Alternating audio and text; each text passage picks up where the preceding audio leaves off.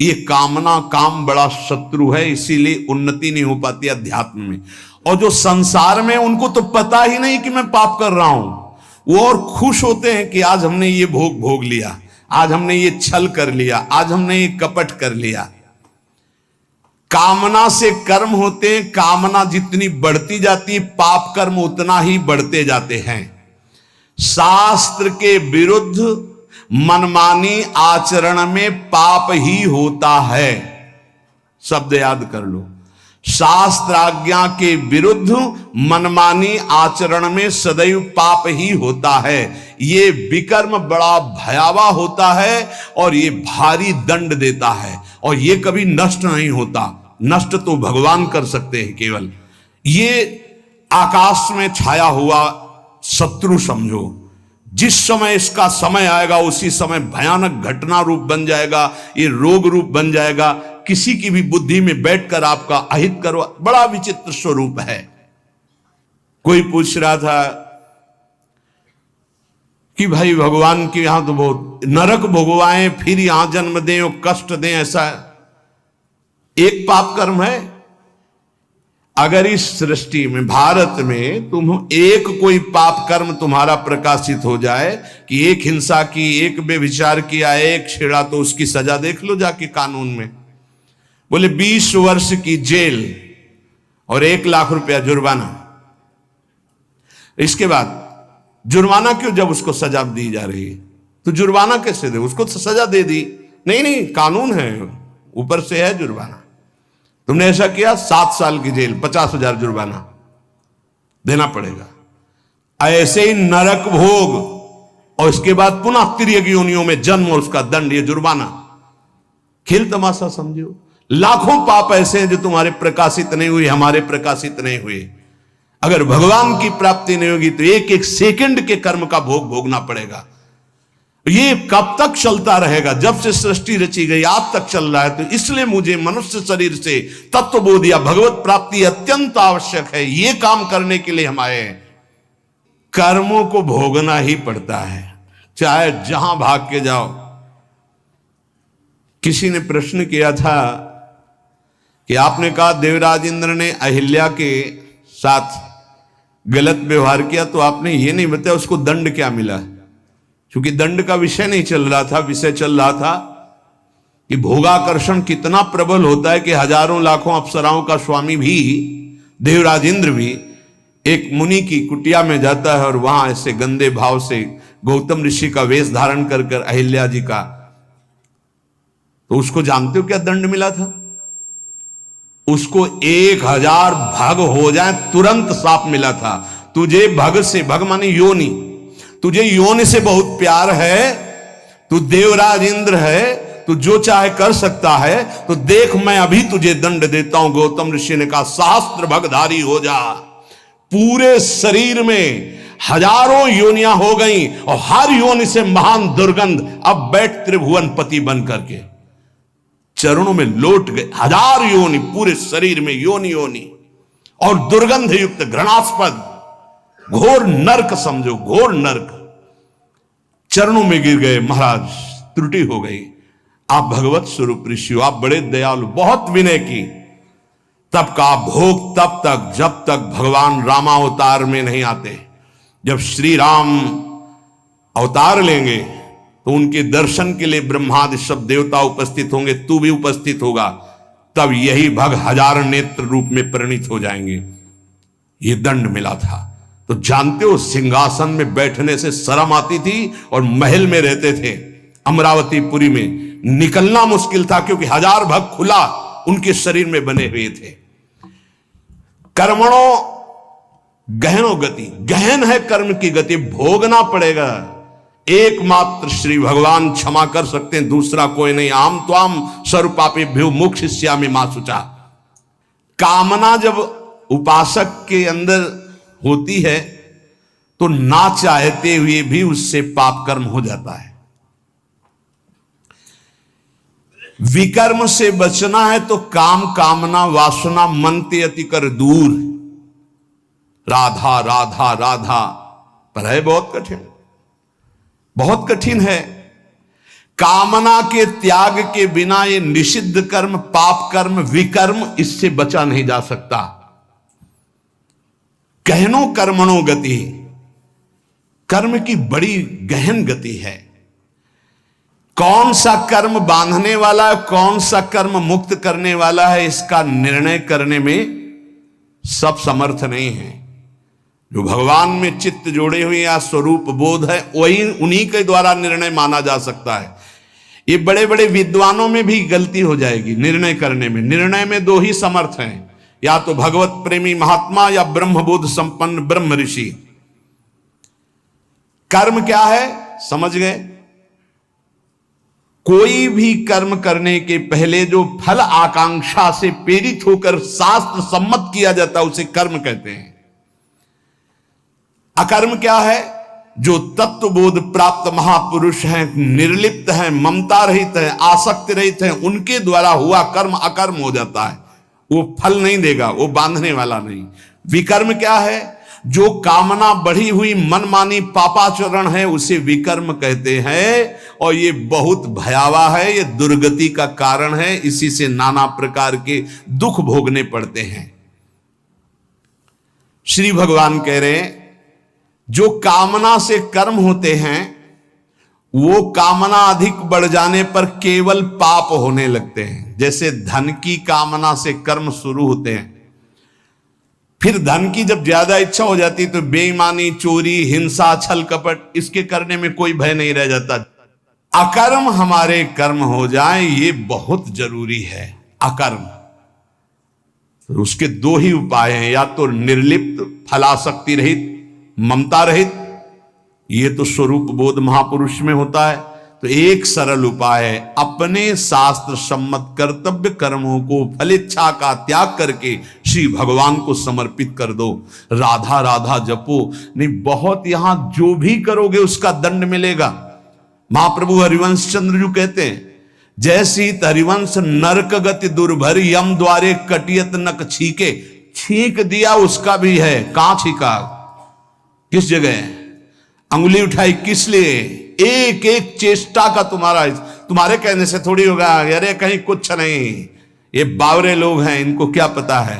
जब दंड मिलते हैं तब इनको समझ में नहीं आता कहां से मिल रहा है दंड। अजर अमर हो, अविनाशी हो, शरीर को लेकर के देहाभिमान से बात कर रहे हो, कोई भगवान नहीं, कोई नहीं। तुम्हारे आंख मूंदने से हो जाएगा क्या? इस अपराध का दंड है। ऐसे ही यहां जो पापाचरण कर रहे हो कोई भगवान नहीं, इसका जब हिसाब आएगा तब तुम्हें पता चलेगा। करुणा निधान स्वामी ने ये जन्म तुम्हें अपनी तरफ से करुणा करके दिया है कि तुम मुक्त हो जाओ। उपासक को चाहिए कि कामना का नाश करके, विकर्म का नाश करके अकर्म हो जाए, तभी वो जीवन मुक्त होता है।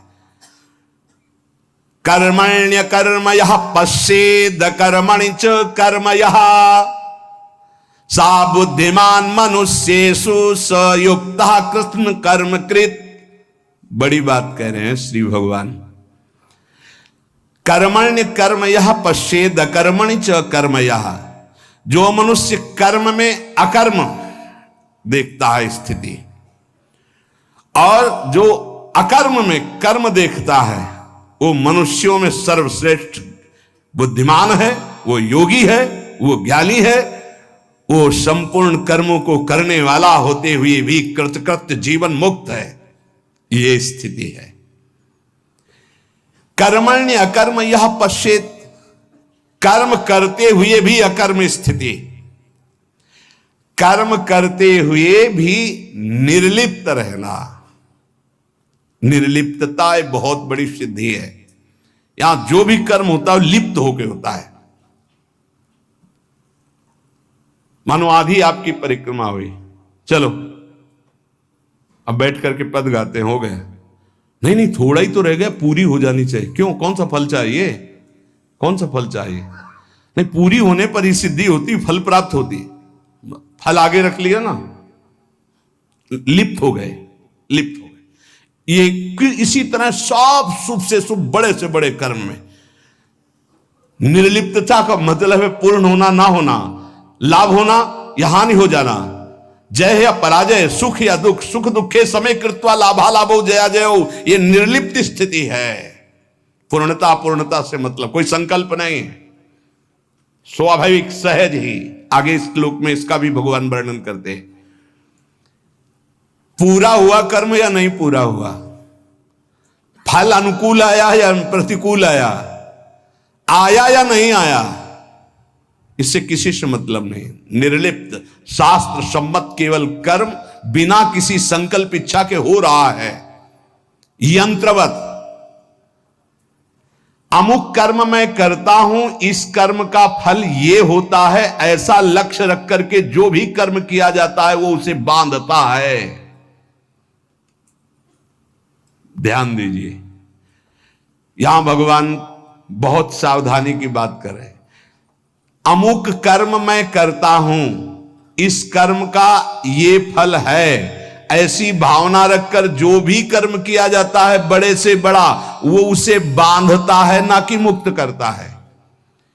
प्रत्येक कर्म का आरंभ और अंत होता है, शुरू और विश्राम होता है, इसलिए उसका फल आरंभ और अंत वाला होता है। परंतु हमारी जो दुख निवृत्ति होगी वो नित्य पद में होगी, जो निरंतर है, आनंदमय है, सच्चिदानंदमय है, वो अंत आदि वाला नहीं है। क्रियाएं सब आदि अंत वाली हैं, परिवर्तनशील हैं, उनके फल परिवर्तनशील है। पर जीव फल की इच्छा रख करके ही हर कार्य करता है। अंदर की बात है, बिना फल की इच्छा किए तुम कोई कार्य नहीं करोगे। आज ऐसा करते हैं, पहले फल आएगा उसका, इसका फल क्या होगा, ये चलो ऐसा करते हैं।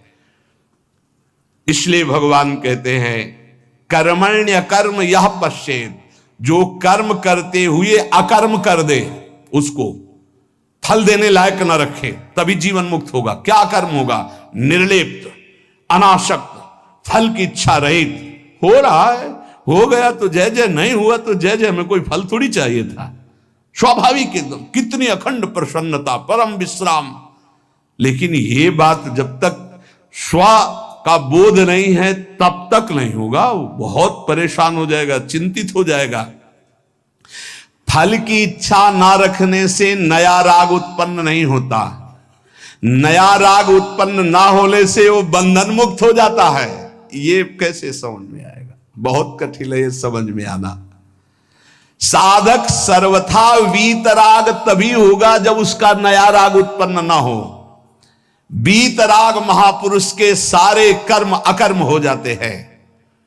जीव का जन्म, जीव का मरण, जीव को भोग प्राप्ति कर्मों के अनुबंध से होता है, इसी कर्मों के बंधन से।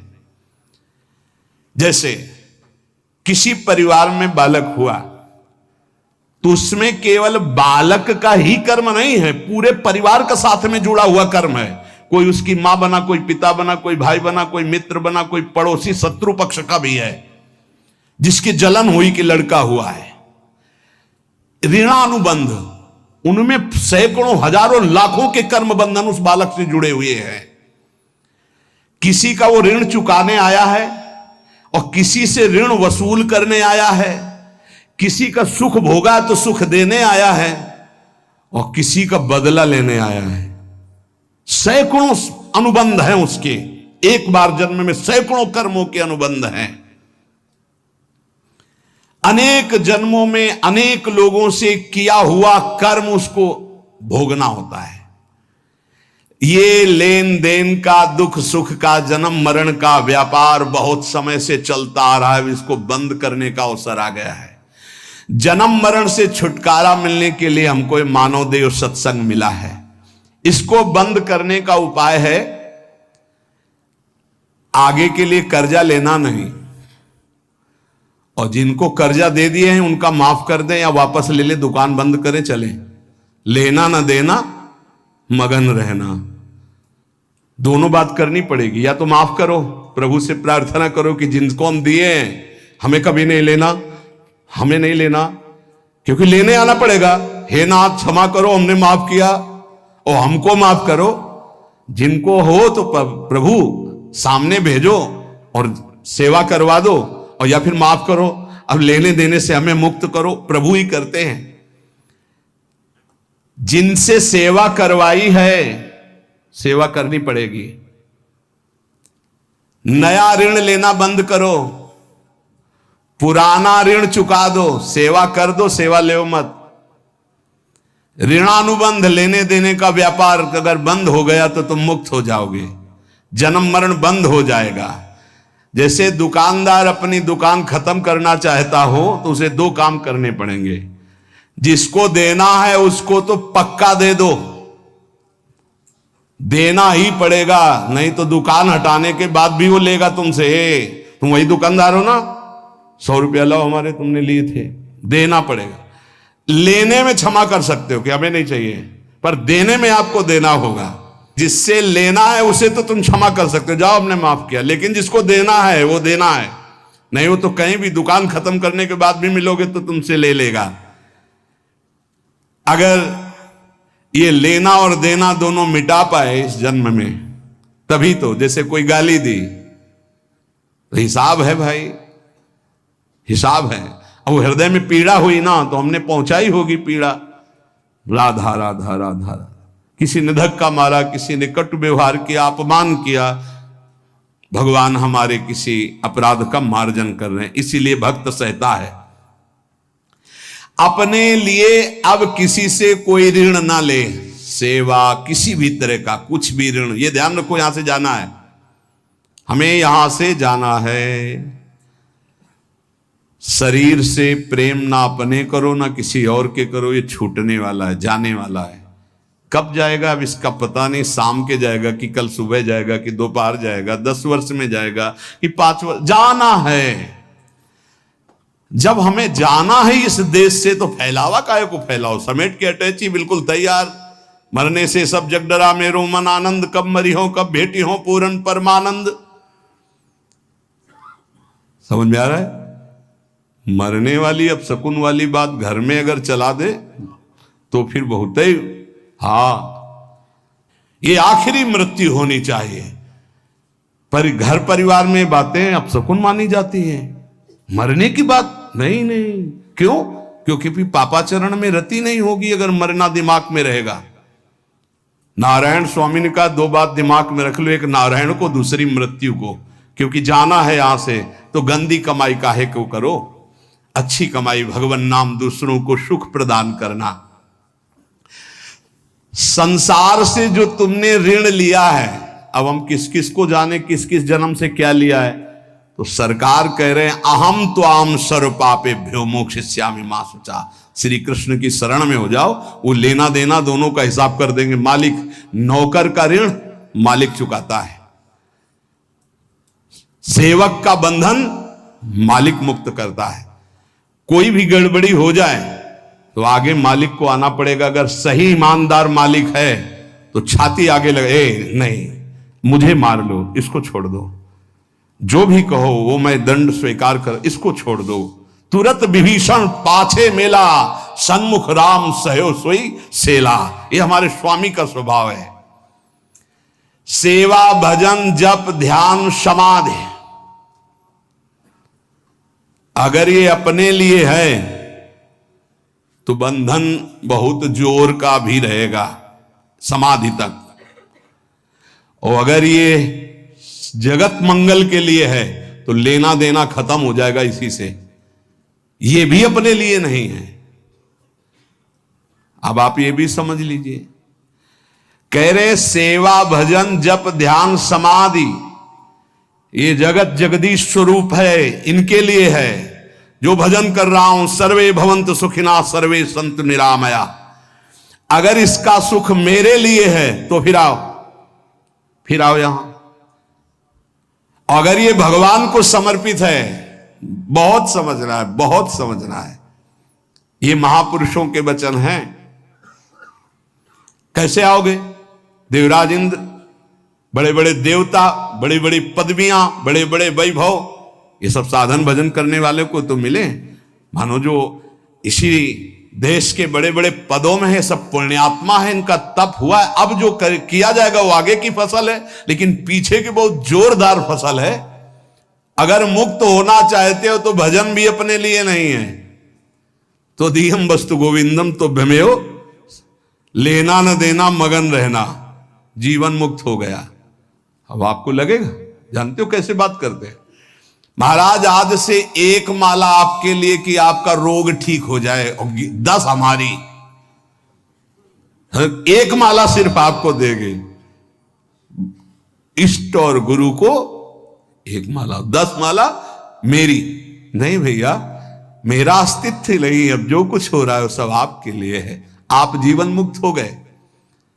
ये बड़ा सूक्ष्म विषय है, बड़ा सूक्ष्म विषय। जीवन मुक्त होने के लिए आना न जाना,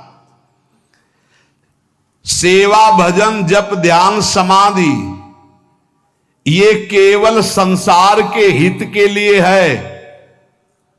माला क्यों घुमाए, इतना कष्ट सहकर माला घुमा रहे हो, कह रहे दूसरों के मंगल के लिए है। यही है लेना न देना मगन रहना, इसी से सब कर्जा मिट जाएंगे। भजन करने से सबके कर्जे निपट जाएंगे, जन्म जन्मांतर के जो हैं। नहीं कहां तक देंगे हम, कोई पीट रहा है, किसी को पीट रहे, सब हिसाब किताब हो रहे। कभी गर्भई में नष्ट हो गए, कभी जवानी में, कभी ये, कितना प्रपंच है। जब तक किसी के भी साथ संबंध रहेगा तो इस प्रकृति में आना पड़ेगा। एक और ऊंची बात है कि अब मैं भजन करता नहीं, मेरा राम भजन करते हैं। ये अब मतलब संतों की बात को कोई समझ पाए बड़ा कठिन होता है। लेकिन तुम ना ले आना ये बात अभी से कि हाँ हम तो भजन नहीं करते, श्री जी हमारा भजन करते हैं। वो बहुत ऊंची स्थिति की बात, जीवन मुक्त महापुरुषों की बात। भला ये बात पचेगी कि आज से जितने माला करेंगे, पाठ करेंगे, भजन करेंगे, वो सब अड़ोस पड़ोस में बट जाएगा, तुम्हारे लिए नहीं रहेगा। हम क्यों जाए फिर बाड़ी पाठ में, हम क्यों माला चलाएं, इतनी परेशानी होकर माला चला तो मेरे लिए नहीं है। इसका मतलब समझते हो, इसका गूढ़ मतलब है। एक माला जपा और कह दिया कि सबका मंगल हो, तो सबके मंगल का जो फल है वो आपको भगवत प्राप्ति करा दिया। समझ रहे हो, ये आंतरिक रहस्य है संतों का। 1 रुपया फेंको और 1 अरब रुपया एक साथ फायदा ले लो। फायदा हुआ कि नहीं हुआ? अगर 1 रुपये में 1 अरब, तो भारत में तो जनसंख्या कितनी है? 140 करोड़ है। ये तो केवल मनुष्यों की हुई। और दीमक की कितनी जनसंख्या है? पशु पक्षियों की, चींटी की, कितने जीव हैं? सर्वे भवन्तु सुखिनः। भजन किया, साधना हुई, सर्वे भवन्तु सुखिनः, तो सबका कृपा प्रसाद मिला और वो भगवान को प्राप्त हो गया। समझ रहे हो, भगवत प्राप्ति, सबका कृपा प्रसाद मिला। भूल चूक से लेन देन जिसके साथ हो चराचर जगत में, सबका खत्म। क्योंकि भगवान नाम जप करके सर्वे भवन्तु सुखिना, हम अपना भजन सबको देते हैं। तो उससे क्या हुआ? सबके हृदय में बैठे हुए मेरे आराध्य देव राधा वल्लभ लाल जी मुस्कुरा दिए, हमारा काम हो गया। अब समझ में आई बात? अगर ये ना कहें और कह दे कि संसार के लिए भजन करो, इतना कठिन काम भजन हम दूसरों के लिए करें, हम अपने कल्याण के लिए करेंगे। अपना कल्याण तभी होगा जब सबसे लेना देना खत्म हो जाएगा, और वो तभी होगा जब सबके लिए हम भजन करेंगे। पता नहीं हमारा किससे क्या संबंध का, किस जन्म का कौन सा ऋणानुबंध है। तो सर्वे भवन्तु सुखिना, सर्वे संतु निरामया, सबसे मुक्त हो गए और भगवत प्राप्त हो गए। ये बड़ा सूक्ष्म विषय है। जो अकर्मणि चा कर्मयः, पहला बताया कर्म करते हुए अकर्म, हमारा कोई फल की आकांक्षा नहीं। जो सत्कर्म हो रहे हैं सबका मंगल हो। अकर्म ही है वो उसे फल नहीं दे पाएंगे, उसे बांध नहीं पाएंगे। अब यहां कह रहे हैं अकर्मणि च कर्मयः, कोई कर्म नहीं कर रहा पर उसमें कर्म देख रहा है। वो निर्लिप्त महापुरुष कोई कर्म नहीं कर रहा लेकिन उसका मंगल हो रहा है पूरे जगत का। उससे वो जहां से निकल रहा है, उसका जो दर्शन कर रहे हैं, जो वायु स्पर्श कर रही, जो संभाषण हो रहा है, जिसका पानी पी ले रहा है, जिसका भोजन पा ले रहा है, सबका मंगल हो रहा है। वो कोई मंगल का संकल्प नहीं कर रहा, लेकिन सबका मंगल हो रहा है। जैसे सुगंधित वायु बिना प्रयास के सबकी घ्राणेंद्रिय को सुख पहुंचाती है। संसार में कोई कार्य करने के लिए प्रवृत्त होता है तो उसके सामने दो बातें होती, करना और ना करना, प्रवृत्ति और निवृत्ति। जो महापुरुष होते हैं ना प्रवृत्ति होती है ना निवृत्ति होती है। अब वो बड़ी ऊंची स्थिति है। ऐसे महापुरुष अकर्म में भी कर्म देखते हैं और कर्म में भी अकर्म देखते हैं, अर्थात निर्लिप्त रहते हैं। नैव तस्य कृते नार्थो ना कृते नेह कश्चन, कोई भी प्रयोजन नहीं होता पर स्वाभाविक जगत मंगल उनके द्वारा होता रहता है। जब तक कोई भी प्रकृति से संबंध रखेगा मुक्त नहीं हो सकता। ये सब प्रकृति है, स्थूल सूक्ष्म कारण, तीनों लोग, चराचर जगत। ऊब गए होगे सुन के। अब देखो जरा विचार, आश्रय कितना मीठा है ना। ये है कठिनता, तभी कहा गया मुक्त होना कोई खिलवाड़ है। पर एक सांकरी गली है, आ जाओ, बिल्कुल नजदीक है हमारे भाई श्यामाजू को राज, वो सब ठीक कर देंगे। बहुत करुणामयी है लाडली जो। जरा सा जहां मुस्कुराकर प्रीतम की तरफ देखा, कहा आने दो, पास हो जाएंगे। तो अब तो हमें भरोसा हो जाना चाहिए कि हमें कहा कि आने दो नहीं, हमें तो पास करवा दिया, बुला लिया। वृंदावन आ गए, श्री जी का जस सुन रहे हैं। श्री जी की इतना कठिन है, देख लो। ये एक योग का वर्णन हो रहा, कितना कठिन है। प्रकृति की रचना से किंचन मात्र संबंध नहीं रखना, और यहां इसी में लगे हुए हैं, केवल इसी में, प्रकृति के ही पोषण में लगे हुए हैं। बड़ा कठिन।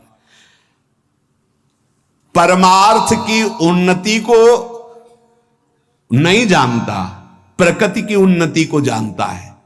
प्रकृति से किंचन मात्र संबंध न रहना, यह परमार्थ की उन्नति है, अंदर की बात। इसीलिए अध्यात्म बड़ा सूक्ष्म है। ना प्रवृत्ति ना निवृत्ति, ऐसी स्थिति वो महापुरुष अकर्म में भी कर्म और कर्म में भी अकर्म स्थिति देखता है। चलना फिरना, खाना पीना, स्थूल शरीर की क्रियाएं, एकांत में रहना, चिंतन करना, ध्यान लगाना, सूक्ष्म शरीर की क्रियाएं, और समाधि लगाना, कारण शरीर की क्रियाएं, ये तीनों क्रियाएं मेरी नहीं है, निर्लिप्त। ये स्थिति उस महापुरुष के द्वारा सारे कर्म अकर्म होते हैं। इसीलिए योगस्था कुर कर्माणि, सब बुद्धिमान मनुष्येषु, वही बुद्धिमान है जो कर्म में अकर्म और अकर्म में कर्म को देखता है। सायुक्तः, जो सिद्धि असिद्धि में, जय विजय में, लाभ हानि में, सुख दुख में समान रहता, वो भगवत प्राप्त महापुरुष होता है। परंतु जब तक कुछ पाना शेष है तब तक आना और जाना भी शेष है। शब्द ध्यान कीजिए, जब तक कुछ पाना शेष है तब तक आना और जाना शेष है। और जब कुछ पाने की इच्छा नहीं रखती है अंदर वृत्ति कोई बुद्धि, तो वो जीवन मुक्त अवस्था को प्राप्त होती है। नाशवान शरीर से संबंध रखने वाला पाने की इच्छा रखता ही है। जब शरीर संबंध छूट जाता है तब परमात्मा की प्राप्ति होती है। करना, जानना और पाना, ये तीनों बातें सिद्ध पुरुष में नहीं होती। करना, जानना और पाना, ये तीन बातें सिद्ध पुरुष में नहीं होती। उसे ही जीवन मुक्त महापुरुष होता। ना कुछ करना बाकी है, ना कुछ जानना बाकी है, ना कुछ पाना बाकी है। वो इस अशुभ संसार से मुक्त हो जाता है। यस्य सर्वे समारंभा काम संकल्प वर्जिताः ज्ञानाग्निदग्ध कर्माणम तमाहु पंडितम बुधाः। भगवान इस श्लोक में वर्णन करते हैं कि जिसका बिना किसी संकल्प के, कामना के, बिना किसी कामना के संपूर्ण कर्म हो रहे हैं, वो कर्म ज्ञान रूपी अग्नि में जलकर भस्म हो जाते हैं, वही जीवन मुक्त, वही पंडित, वही बुद्धिमान। तो एक ज्ञान अग्नि है और एक प्रेमाग्नि है। तो अगर ज्ञान समझ में ना आ रहा हो तो बस इतना समझ लो कि हर कर्म भगवान को अर्पित कर दोगे, वो तुम्हें बांध नहीं पाएगा। बड़ी चतुरता की बात है, पर माया भुला देगी, अर्पण करवाना भुला देगी। इसलिए सबसे प्रार्थना है कि प्रातः से लेकर शयन तक जो भी आपसे कर्म हो, पहले निरीक्षण करो इसमें गंदी बात, गंदी सोच, गंदी क्रिया कौन सी हुई, और उसको डायरी में लिखो कि ये शास्त्र विरुद्ध बात हमसे हुई, जीवन में हमसे ना हो, भगवान से प्रार्थना करो, ऐसी हिम्मत बनाओ, उससे अलग निकलो, और जो पवित्र आचरण हुए वो भगवान को समर्पित कर दो। धीरे धीरे आपके अपवित्र भाव नष्ट हो जाएंगे, फिर पवित्र भाव श्री भगवान में स्थित हो जाएगा और जीवन मुक्त हो जाए। बहुत सरल उपाय है और शास्त्र सम्मत है। हर कर्म भगवान को समर्पित कर। एक स्थिति आती है जब स्वयं समर्पित हो जाता है तो कर्म समर्पण पूर्ण हो जाता है। फिर वो आया नहीं होता श्री कृष्ण अर्पणम मस्तु, राधा वल्लभ अर्पणम मस्तु, ये सब खत्म हो जाता है। पर प्रारंभ में सिद्ध बनने की चेष्टा ना करे। अगर भूल हो जाए तो हम कह रहे हैं प्रातः से लेकर रात्रि को जब शयन करो तब पूरा का पूरा जोड़ करके, हे प्रभु सुबह से उठे से शाम तक अभी तक ये सब हुआ आपके चरणों में अर्पित है। नाथ आप मुझे बंधन मुक्त करके अपने चरणों का प्रेम प्रदान करो, अपने चरणों का आश्रय प्रदान करो। ऐसा करने से ये जो बड़ा सुंदर विवेचन है, पर ये समझ पाना बड़ा कठिन है, तो भगवान को समर्पित कर दो, वो सब समझते हैं, वो कर्म बंधन मुक्त कर देंगे। शेष चर्चा